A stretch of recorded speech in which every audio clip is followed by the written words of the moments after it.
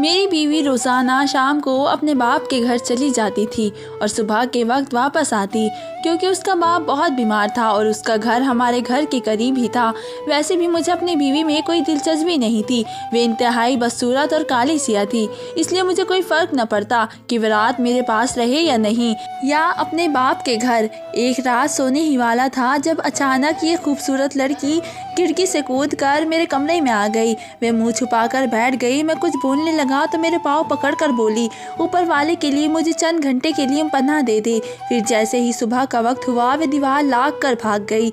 ये अब रोज़ होने लगा था। एक दिन मेरी नीयत बदल गई। जैसे ही मैंने उसका नकाब खींचा तो मैं ये देखकर जान निकल गई कि वह तो मेरी सगी। रात का वक्त था, मैं अपने कमरे में सुकून से सो रहा था। अचानक से कमरे से मुझे किसी और की मौजूदगी का एहसास हुआ, जैसे कोई मेरे कदमों के पास बैठा है। मैंने देखने के लिए आंखें खोली और देखा कि ये तो वही है जो आज भी मेरे कमरे में खिड़की से लाग कर आ गई थी।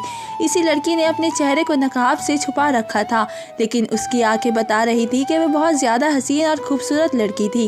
वे बहुत डरी और सहमी सी मेरे कमरे में मेरे बिस्तर के पैरों की तरफ बैठी थी। मैंने उससे कहा, तुम डरो नहीं, आराम से बैठ जाओ। जाने वे किससे इतनी डरी हुई थी और रात के इस टाइम कैसे यहाँ तक आती थी। लेकिन उस लड़की का राज जानकर मेरी ज़िंदगी इस कदर अपनी डगर से हट गई थी कि मैंने ये सोच भी नहीं सकता था, जबकि मेरा इससे कोई रिश्ता नहीं था। मेरा नाम जैन है। मेरी उम्र 22 साल थी जब मेरी माँ ने मेरी शादी करने का शोर मचा दिया। मैं अपनी माँ के सामने चिल्लाता रहा कि मेरी उम्र 22 साल हुई है, 42 की नहीं। क्यों आप मेरी शादी करने पर तुले हैं? लेकिन मेरी माँ का कहना था कि शादी तो करवानी है, वे भी उनकी पसंद की लड़की से। मैं अच्छा खासा हसीन और खूबसूरत था। माँ ने मेरे लिए एक लड़की पसंद कर ली और मुझे आकर बताया कि वह बहुत बड़े बिजनेसमैन की एकलौती बेटी है। उसका बाप बहुत बीमार है। मेरी इस वक्त नौकरी नहीं थी। मेरे बाप का छोटा मोटा कारोबार था, बस मैं वही देखा करता था।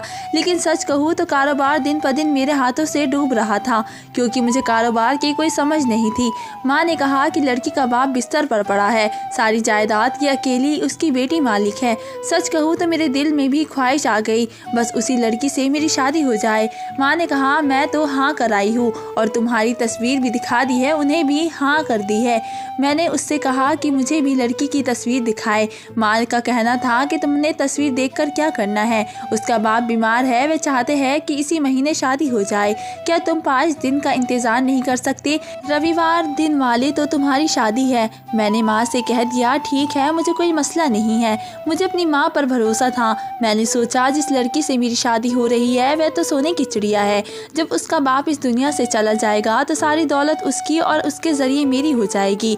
फिर तो मेरी ज़िंदगी ही हर शाम पार्टी जैसी होगी।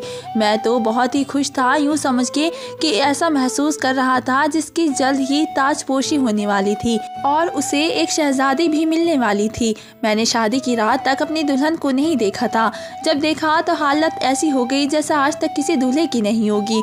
मैंने अपनी हीरा नामी दुल्हन को अपनी सुहागरात पर ही देखा था। वे घूंघट करके बैठी थी। जब मैं उसका घूंघट उठाया तो मुझे ऐसा लगा जैसे मेरे साथ इस दुनिया का सबसे बड़ा धोखा हो गया है, क्योंकि वह लड़की इस कदर बदसूरत थी कि मैं कोई भी मर्द उसके पास जाने से इनकार कर देता। उसका वजन 100 किलो से ज़्यादा होगा। उसकी रंगत काली और नैन नक्श भी अजीब से थे। मैंने उससे पूछ लिया कि वह कौन है, मेरी दुल्हन कहाँ है। शायद मेरे साथ कोई मजाक हो रहा था, पर मेरे साथ कोई मजाक नहीं हो रहा था। मैं फ़ौरन अपनी माँ के कमरे की तरफ भागा। वे मेरी ज़िंदगी बर्बाद करके खुद सुकून से सो रही थी। मैंने दरवाजे को ऐसे पीटा जैसे मेरे अंदर किसी गलत इंसान की रूह आ गई हो। मेरी माँ बाहर आई। मुझे देखकर उसकी जान में जान आई। पागल हो गए हो क्या? इस वक्त क्या कर रहे हो? और शक्ल क्यों ऐसी बना रखी है जैसे अपनी सुहागरात पर ही तेरी बीवी की मौत हो गई हो। मेरी माँ भी गुस्से में थी। काश ऐसा ही होता, इससे अच्छा था तो मैं तो मर गया होता। माँ, तूने मेरे साथ क्या कर दिया? तुझे मेरे लिए यही लड़की मिली थी क्या? इस लड़की को अभी वापस भेज दे, मैंने उसके साथ नहीं रहना है। मेरी माँ ने मेरे मुंह पर एक थप्पड़ मार दिया और कहा, पागल तो नहीं हो गया? अरे लड़की नहीं बल्कि सोने की चिड़िया है और तू ऐसी बातें कर रहा है। पागल, तू बहुत जल्द अमीर होने वाला है। नहीं चाहिए मुझे ऐसी दौलत। बेवकूफ़ लड़के, मेरी बात गौर से सुन। एक बार उसका बाप मर जाए तो और सारी दौलत तेरे नाम हो जाए, फिर तुझे इससे रिश्ता रखने की कोई ज़रूरत नहीं है। फिर मेरा बेटा जिस लड़की से कहेगा मैं उसी से अपने बेटे की की शादी करवाऊंगी, फिर अपने अमीर तरीन बेटे के लिए फूल जैसी लड़की लेकर आऊंगी। मैंने आज तक घाटे का सौदा नहीं किया, वरना मेरा दिमाग खराब था कि अपने हीरे जैसे बेटे को इस मोटी काली सूरत वाली लड़की के हवाले कर देती। पर जब तक इसका बाप मर नहीं जाता, इससे तुम अच्छे तरीके से पेश आना। यूँ समझ ले कुछ दिन की तकलीफ है, फिर सुकून ही सुकून है। मैं अपनी माँ की अकल पर हैरान था, सोच भी नहीं सकता था कि वह इतना गहरा सोचेगी, वरना हमारे पास था ही क्या, एक छोटा सा घर जिसकी हालत इतनी बुरी थी और हमारे पास इसको ठीक करवाने के लिए पैसे भी नहीं थे। मैं वापस कमरे में आया तो मेरी बीवी जाग रही थी। वह पूछने लगी, आप कहाँ चले गए थे? मैंने कहा, अपने किसी दोस्त से फ़ोन पर बात कर रहा था। उसने कहा, इस वक्त आपके दोस्त को आपकी कॉल नहीं करनी चाहिए थी। मैं देख रहा था कि उसके मुंह में ज़ुबान भी बहुत लंबी थी, जबकि मैं उसके करीब भी जाना नहीं चाहता था। मैंने कहा, तुम थक गई होगी, आराम कर लो। उसने कहा, मुझे आपसे एक ज़रूरी बात करनी है, जिसके बाद शायद आपको गुस्सा आ जाए, पर यह बात बहुत ज़रूरी है। मैंने कहा, बोलो, मैं सुन रहा हूँ। उसने मुझे ऐसी बात बताई जो अगर किसी भी पति को बताई जाती तो वह शायद अपनी बीवी को तलाक दे देता। मेरे लिए किसी खुशखबरी जैसी थी। मेरी बीवी ने कहा, जब तक मेरे बाबा बीमार है मैं रोज़ रात को अपने बाबा के ही घर रहूँगी, क्योंकि घर में कोई नहीं होता और मैं नौकरों पर भरोसा नहीं कर सकती। मेरे पास अपनी बीवी को नज़र में अच्छा बनने का और कोई मौका नहीं था। अपनी जान बचाने का बहुत अच्छा मौका था और मैं भी कुछ भी ऐसा करना नहीं चाहता था जिससे ये महसूस हो कि मैं उसे धोखा दे रहा हूँ। मैंने उससे कहा, आज हमारी शादी हुई है और तुम रात को इस वक्त घर से बाहर रहना चाहती हो। तुम्हें नहीं लगता कि ये बात कुछ सही नहीं है? इसका कहना था कि हाँ ऐसा है, लेकिन मैं क्या कर सकती हूँ। मेरे बाबा जिस तरह बीमार पड़े हैं, पता नहीं उनके पास कितना वक्त है मेरे लिए। ये वक्त बहुत ज़रूरी है, मैं उनकी सेवा कर लूँ। मैं शादी भी नहीं करना चाहती थी, बस बाबा के ने मेरी ज़बरदस्ती शादी कर दी है। वे सारी ज़िंदगी पैसे कमाने की मशीन बने रहे, उन्होंने हमारे लिए करोड़ों कमाए हैं। ये बातें सुनकर तो मैं बहुत खुश हो रहा था और मैंने अच्छा बनने के लिए अपनी बीवी को इजाज़त दे दी। वे रात को अपने मायके में रह सकती है, क्योंकि दरअसल मैं उसकी शक्ल भी देखना नहीं चाहता था। अगले दिन शाम को ही मेरी बीवी अपने माँ बाप के घर चली गई। तब मैंने सुख का सांस लिया, लेकिन उसी रात कुछ ऐसा हुआ कि मेरा सुकून बर्बाद हो गया। रात को मैं सुकून से अपने कमरे में सो रहा था जब मुझे हल्की सी आवाज़ सुनाई दी। मैंने देखा तो कमरे का दरवाज़ा बंद था। मैं हैरान हुआ कि कौन हो सकता है, लेकिन अब दस्तक के साथ साथ आवाज़ भी आई थी और ये आवाज़ बहुत ही नौजवान और खूबसूरत लड़की की थी। वे कहने लगी, दरवाज़ा खोलो, मैं मुसीबत में हूँ। जब मैंने सुना कि कोई मुसीबत में है तो मैं कमरे की खिड़की खोलकर सामने खड़ी लड़की को हैरानगी से देखने लगा। उसने अपने चेहरे को नकाब और बदन को शॉल से छुपा रखा था, लेकिन उसकी आंखें बता रही थी कि वह बहुत हसीन है। वे मेरा हाथ पकड़कर खिड़की के अंदर छलांग लगाकर कमरे में आ गई। ये खिड़की हमारी गली की तरफ लगी हुई थी। उसने कमरे में आते ही मेरा हाथ छोड़ दिया और कहने लगी, मैं मुसीबत में हूँ, मेरी मदद करो, और मेरे कदमों में बैठ गई कि मुझे पनाह दे दो। मैं हैरान भी था और घबरा भी गया। फौरन अपने कमरे का दरवाज़ा बंद कर दिया। मैंने उससे पूछा, कैसी मुसीबत? क्या तुम्हारे पीछे कुछ लोग पड़े हैं? अगर तुम कहती हो तो मैं पुलिस को बुलाता हूँ। उसका कहना था कि नहीं, पुलिस को नहीं बुलाना, मैं आपको कुछ भी नहीं बता सकती, बस मुझे थोड़ी देर के लिए इस कमरे में जगह दे दे। मैंने उससे कहा, मैं तुम्हें कैसे पनाह दे सकता हूँ? मेरे घर में मेरी माँ है, इसलिए तुम्हें देख लिया तो क्या होगा? तुमसे हज़ारों सवाल करेगी, मैं पनाह कैसे दूँ? इसने कहा, बस आप मुझे इस कमरे में बैठने दें, आपकी बड़ी मेहरबानी होगी। मैं थोड़ी देर यहीं पर बैठी रहूँगी, कुछ बोलूँगी भी नहीं, आपको किसी मुसीबत में नहीं डालूँगी, बस मुझे बचा लीजिए। मैंने कहा, ठीक है, तुम इस कमरे में आज की रात के लिए रुक सकती हो। वह लड़की मेरे कमरे में रखे सोफे पर बैठ गई। वे कमरे को हैरान होकर देख रही थी, फिर बोली, ये किसी नए शादीशुदा जोड़े का कमरा लगता है, क्योंकि यहाँ पर सामान भी नया मौजूद था। अभी तक मेरे बेड पर सजावट भी लगी हुई थी। उसने मुझसे सिर्फ एक ही सवाल किया कि आप शादीशुदा हैं? मैंने कहा, नहीं, मैं शादीशुदा नहीं हूँ। ये कमरा मेरे भाई की बीवी के लिए सजाया गया था, मगर वे अपनी बीवी को लेकर मुल्क से बाहर चले गए हैं और ये कमरा अब मेरा हो गया है। जाने क्यों मैं उसको सच बताना नहीं चाहता था। मैं उससे यह नहीं कहना चाहता था कि मैं शादीशुदा हूँ। उसके बाद उसने मुझसे कोई सवाल नहीं किया, चुपचाप एक तरफ बैठी रही। रात का वक्त भी ऐसा होता है जब इंसान को बहुत नींद आ जाती है, कुछ भी हो लेकिन वह सो ही जाता है। लेकिन उस वक्त मुझे भी नींद नहीं आ रही थी। मेरे कमरे में एक लड़की बैठी थी जो बहुत ही हसीन थी। मैं बार बार नज़र बचाकर उसे ही देख रहा था। कमरे में पानी रखा था, उसने पानी भी नहीं पिया क्योंकि उसे पानी पीने के लिए अपना नकाब हटाना पड़ता। शायद वह अपना नकाब नहीं हटाना चाहती थी। जैसे ही सुबह की रोशनी मेरे कमरे में फैली, मेरी आँख खुल गई। वे कमरे से निकलकर खिड़की के रास्ते ही वापस चली गई थी। मैं यही सोच रहा था कि मेरे साथ हुआ क्या है। एक अनजान लड़की ने सारी रात मेरे कमरे में गुजार दी, लेकिन मैं उसकी शक्ल भी नहीं देख सका। उसके वजूद से उठने वाली खुशबू अभी भी मुझे कमरे में महसूस हो रही थी। कुछ देर बाद मेरी बीवी ने दरवाज़ा खोला और मैं चौंक उठा। उसने कहा, आप डर क्यों गए हैं? मैंने कहा, तुम अचानक से आ गई तो जाहिर है कि मैं चौंक नहीं जाऊँगा। मैंने अभी भी अपने रिश्ते का लिहाज नहीं किया था। मैं जानता था कि वह कुछ दिन के लिए मेरी बीवी है, लेकिन अचानक से उसके आने से मैं चौंक गया था क्योंकि अगर वे देख लेती कि मेरे कमरे में कोई लड़की है तो गुस्सा हो जाती और शायद मुझसे रिश्ता भी तोड़ देती। और अगर ऐसा हो जाता तो मेरा हाथ आए सोने की चिड़िया उड़ जाती। बस मुझे इस बात का डर था, किसी बात का खौफ नहीं था। मैंने कहा, तुम इतनी जल्दी आ गई? तो कहने लगी, हाँ, मैंने सिर्फ रात को रहने का कहा था। मुझे मेरी जिम्मेदारियों का एहसास है, जबकि मुझे उससे कोई जिम्मेदारी पूरी करवाने का शौक़ नहीं था। मैंने कहा, जाकर नाश्ता बना दो। वैसे इसने नाश्ता बहुत अच्छा बनाया था। वे एक घर को साफ़ करने लगी, मेरे कपड़े निकाल कर इस्त्री किए और मुझसे पूछा कि दोपहर के लिए क्या बनाऊँ। मैंने कहा कि कुछ भी बना लो, मुझे कोई मसला नहीं है। अगले दिन भी रात को फिर से मेरी बीवी अपने मायके चली गई और आज वे लड़की मेरे कमरे में आ गई। उसने कहा कि मुझे पनाह चाहिए। मैंने उससे पूछा, तुम क्या करती हो कि लोग तुम्हारे पीछे पड़े हैं? उन्होंने कहा कि मैं तुम्हें कुछ नहीं बता सकती। अगर मुझे तुम पनाह नहीं दे सकते तो मैं चली जाती हूँ। अगर मेरे साथ कुछ हो गया तो उसके जिम्मेदार तुम होगे। मैंने कहा, ऐसी कोई बात नहीं, तुम परेशान हो गई हो। मैं तो वैसे ही पूछ रहा था। मैंने ये बात अपनी माँ को भी नहीं बताई थी क्योंकि मेरी माँ ने कहा था कि अपनी बीवी की सेवा करो, उसको खुश रखो, लेकिन मैं उसकी सेवा करने का मूड में बिल्कुल नहीं था। मैं अपने बाप के घर जाती तो मैं शुक्र अदा करता कि मेरी जान छूट गई, लेकिन पूरा दिन मेरी बीवी मेरी बहुत सेवा करती, मेरे जूते तक साफ करती, मुझसे हर बात पूछती, लेकिन मैं उसकी तरफ गौर से देखता भी नहीं था। मेरे ख्याल में दिन भर वे नकाब वाली हसीन फिरती रहती थी और हर रात में मेरे कमरे में आकर मेरी नज़रों के सामने बैठकर मेरा दिल बहलाया करती थी।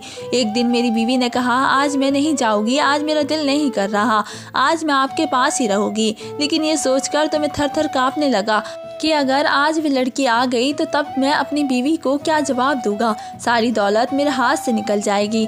मैंने कहा, नहीं, तुम चली जाओ, तुमको जाना चाहिए। तुम्हारे बाबा को तुम्हारी ज़रूरत होगी, तुम्हारा उनके साथ रहना ज़रूरी है, तुम्हारे साथ रहने से उनको खुशी मिलती होगी। तुम आज नहीं जाओगी और अगर उनको आज रात कुछ हो गया तो उसने अचानक मुझे घूर कर देखा, जैसे कह रही हो कि किस किस्म की बातें कर रहे हो। मैंने कहा, मेरा ये मतलब नहीं था, लेकिन देखो उनकी हालत ऐसी है, जब कोई आदमी ऐसे बिस्तर पर पड़ जाता है तो फिर उसका क्या पता चलता है। कहीं ऐसा ना हो कि आज की रात उनकी आखिरी रात हो, तुम आखिरी बार उनसे मिल भी ना पाओ। मैंने अपनी बीवी को बहुत डराया। मेरी बीवी मान गई। आप ठीक कह रहे हैं, मुझे जाना चाहिए, लेकिन इस बार आप मुझे छोड़ कर आएंगे, मेरे बाबा से भी मिल लीजिएगा। मैंने कहा, क्यों नहीं, मैं आपको खुद ही छोड़ कर आता हूँ। मैं अपनी बीवी को छोड़ने गया, थोड़ी देर ससुर के पास भी बैठ गया। उनकी बातें मुझे बिल्कुल भी अच्छी नहीं लग रही थी। मैं बोर हो रहा था। कुछ देर बाद मैं वापस आ गया। आज की रात भी वे लड़की मेरे घर आई थी, लेकिन आज मेरे जज्बात पर काबू नहीं था। मैं बेकाबू हो रहा था। मैंने बड़ी मुश्किल से अपनी बीवी को निकाला था। मैं इस बात पर बहुत खुश था। आज वे लड़की अपनी जगह पर आकर बैठ गई। मैं उससे बातें करने लगा। मैं बात से बात निकालता गया। इससे बातों में बिजी था। मैं चाहता था वे बोलती रहे और मैं सुनता रहूं। यूं तो उसने अपने आप को शॉल में लपेट रखा था, लेकिन महसूस होता था कि वे बहुत ही कम उम्र और प्यारी सी लड़की थी। उसकी आंखें बहुत खूबसूरत थी, उसके हाथ गोरे गोरे थे। उसकी बराबर मेरी बीवी तो बहुत ही मोटी थी, उसके हाथ भी बहुत अजीब से थे। मैं लगातार उस लड़की को देख रहा था। आखिरकार उसने कह दिया कि अगर इस वक्त आपकी बीवी आपके कमरे में आ जाए तो क्या आप क्या करोगे? मैंने कहा, मेरी कोई बीवी नहीं है। तुम्हें किसने कहा कि मेरी बीवी है? उसने कहा, मैं छोटी बच्ची नहीं हूँ, मुझे सब पता है, आपकी शादी हो गई है, ये कमरा आपका है। खैर, आपने मुझसे झूठ बोला तो कोई बात नहीं, हो सकता है मैंने आपसे कोई झूठ बोला हो। वह उठकर मेरे पास आ गई। मुझे बातों बातों में समझाने लगी, अपनी बीवी से वफादारी निभाइए, आपकी बीवी बहुत अच्छी होगी और औरत अच्छी ही होती है। कोई भी औरत ये सोचकर नहीं आती कि उसने अपना घर बर्बाद करना है या वह घर बसाने के लिए ही मर्द की ज़िंदगी में आती है। मैं उससे पूछने लगा, क्या वे शादीशुदा है? उसने कहा, नहीं, मैं शादीशुदा नहीं हूँ। उसने कहा, आप अपनी बीवी के बारे में बात क्यों नहीं करते हैं? मैंने कहा, मुझे मेरी बीवी बिल्कुल भी पसंद नहीं है। वे निहायत ही बदसूरत और काली रंगत की है। मैं सिर्फ उसके साथ इसलिए हूँ कि मैं उसकी दौलत मुझे मिल जाए, फिर मैं तुम जैसी हसीन लड़की से शादी करूँगा। वे कहने लगी, ये बात तो बहुत गलत है। मैंने कहा, मेरे लिए अमीर होने का बस यही तरीका है। मैं बंगले में रहना चाहता हूँ, उसको सिर्फ इसलिए बर्दाश्त कर रहा हूँ, वे बहुत सारी जायदाद की मालिक है। बस जल्दी से उसका बाप मर जाए, सारी दौलत मुझे मिल जाए तो मैं उसे छोड़ दूंगा, लेकिन उसके बाद मुझे हम सफ़र की ज़रूरत होगी जिससे शादी कर सकूँ। क्या तुम उससे शादी करोगी? उसने कहा, आपने अचानक से शादी की बात कर दी है। आपको नहीं लगता आप बहुत जल्दी में हैं और ये सब क्या कह रहे हैं? मैंने कहा, तुम बहुत खूबसूरत हो, मैं तुम्हें खोना नहीं चाहता। बस मैं अपनी बीवी को तलाक दे दूंगा और मेरे पास बहुत सारे पैसे आ जाए, बड़ा सा बंगला, गाड़ी और दुनिया की हर सहूलियत आ जाए, तो क्या तुम मुझसे शादी करोगी? उसने कहा, हाँ, फिर मैं आपसे शादी कर लूँगी। मैंने कहा, अब तो तुम मेरी होने वाली बीवी हो, अब मुझसे दूर क्यों बैठी हो? मैंने कहा और इसका नकाब खींचकर उतार दिया। जैसे ही उसके चेहरे से लगा नकाब हटाया तो मेरे कदमों तले ज़मीन निकल गई, क्योंकि वह लड़की मेरी ही बीवी थी। मैं हक्का बक्का हैरान परेशान होकर उसे देख रहा था। ये तो बिल्कुल ही दुबली पतली सी थी और बहुत ही खूबसूरत लग रही थी। उसकी रंगत गोरी हो गई थी, नैन नक्श भी बहुत खूबसूरत थे। तुम यहाँ पर कैसे आई और तुमने ये क्या किया मेरे साथ? तुम ऐसा क्यों कर रही थी? उसने कहा, हाँ जी, मैं आपकी बीवी हूँ। मैं रोज़ ही पार्लर से तैयार होकर पनाह लेने का बहाना करके रात को यहाँ आ जाती हूँ। दरअसल मैं आपका इम्तिहान ले रही थी, देखना चाहती थी कि आप क्या करते हैं। ठीक है, एक मर्द को तन्हाई में अगर कोई औरत बहकाए तो शरीफ से शरीफ मर्द भी बहक जाता है, लेकिन मैंने तो आपको नहीं बहकाया था। और आप क्या कह रहे थे? आपने अपनी बीवी को सिर्फ इसकी दौलत की वजह से रखा हुआ था। इस सब ने आपकी हकीकत खोली है। मैं करोड़ों की मालिक हूँ और मैं बेवकूफ़ लड़की नहीं हूँ। अगर मैं किसी को अपना हमसफ़र बनाऊंगी, वे भी ये जानते हुए कि मेरा बाप मरने वाला है, सारी दौलत उसके हवाले हो जाएगी, तो वे कोई अच्छा इंसान होगा, आप जैसा लालची इंसान नहीं। इसलिए मैं आपका इम्तिहान ले रही थी। मैंने अपना हुलिया बदला हुआ था। मुझ जैसी अमीर लड़की के लिए ऐसी चीज़ हासिल करना कोई मुश्किल बात नहीं है जिससे एक इंसान अपना हुलिया पूरी तरह बदल सकता है। आपकी वफादारी ये है कि आप अपनी बीवी के होते हुए किसी और लड़की के साथ शादी की प्लानिंग बना रहे थे। अपनी बीवी के साथ सिर्फ इसलिए है कि उसकी दौलत हासिल कर सके, उसके बाप के मरने की दुआएं कर रहे हैं। मेरी बीवी के बोलने का तरीका अचानक से बदल गया था। वे ऐसे बोल रही थी जैसे वे कोई वकील है और मैं मुजरिम हूँ। मैं उसके कदमों में बैठ गया और कहा कि मुझे माफ़ कर दो, मुझसे गलती हो गई है। लेकिन वह मुझसे 2 कदम दूर हट गई। मैं आपके सामने जानबूझकर एक बदसूरत बीवी बनी हुई थी, लेकिन मैं बदसूरत बीवी सारा दिन आपका ख्याल रखती थी, आपके लिए खाने बनाती, आपके जूते साफ करती। मैं आपको अपनी सीरत दिखाकर ये दिखाना चाहती थी कि आप मुझे स्वीकार करते या नहीं, और आपने एक ऐसी लड़की को तवज्जो दी जिसके बारे में आपको ये भी नहीं पता कि वे कौन थी, कहाँ से भाग कर आई थी। अगर वे गैर मर्द के कमरे में रात को रुक सकती थी तो वे फिर किस तरह की औरत थी? इसका मतलब आप अच्छे से जानते होंगे आपको इसी तरह की कोई लड़की मिलेगी। लेकिन अब मैं आपकी ज़िंदगी में नहीं रहूँगी। मेरी बीवी घर से चली गई। मेरी माँ को भी सब कुछ पता चल गया। मेरी माँ ने मुझे इतना कोसा, यह तक कह दिया कि तुम मेरा बेटा नहीं हो सकता। मेरी बीवी अपने घर चली गई। 1 हफ्ते बाद उसने तलाक का नोटिस भेज दिया। मैंने उसे मनाने की बहुत कोशिश की, लेकिन वह ना मानी। उसने मुझे तलाक ले ली और अपनी ज़िंदगी में वापस चली गई। फिर मुझे पता चला उसका बाप भी ठीक हो गया था। उन दोनों बाप बेटी को मेरी नियत पर शक हो गया था, इसलिए सारा बिजनेस मेरे हवाले करने से पहले उन्होंने मेरा इम्तिहान लेना चाहा था और मैं अपने लालच की वजह से इम्तिहान में फ़ेल हो गया था। सच कहते हैं कि लालच बुरी बला है। तो दोस्तों, आपको मेरी कहानी कैसी लगी मुझे कमेंट करके ज़रूर बताएं। धन्यवाद दोस्तों।